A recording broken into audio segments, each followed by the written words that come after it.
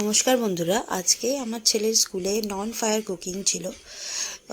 তো cooking activity যেটাকে বলে, তো সেখানে আমি স্যান্ডউইচ ওকে রেডি করে দিয়েছিলাম। ও সেটা ওখানে গিয়ে বানিয়ে খেয়েছে। তো তার জন্য আমি ব্রেড দিয়েছি। দেখো, এই দুটো কৌটোর মধ্যে একটাতে বয়েলড এগটাকে ছোটো ছোটো করে কেটে তার মধ্যে গোলমরিচ নুন মাখিয়ে দিয়েছি, আর আরেকটা কৌটোয় শশা, তার মধ্যে লেবুর রস দিয়ে আর নুন গোলমরিচ মাখিয়ে দিয়ে দিয়েছি।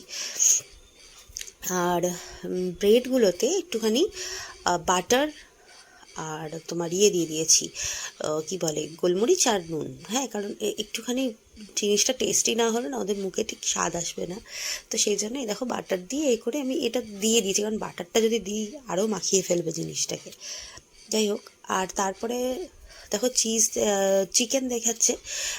তো চিকেনটা আমি কি করেছি, হাত দিয়ে সেদ্ধ করে ছিঁড়ে ছিঁড়ে, তো তার মধ্যে একটু সস দিয়ে একটু লেবুর রস, একটুখানি গোলমরিচ আর ওই ইয়ে দিয়ে, নুন দিয়ে একটু নেড়ে নিয়েছি। আর তার সঙ্গে দুটো স্লাইস চিজের দিয়েছি।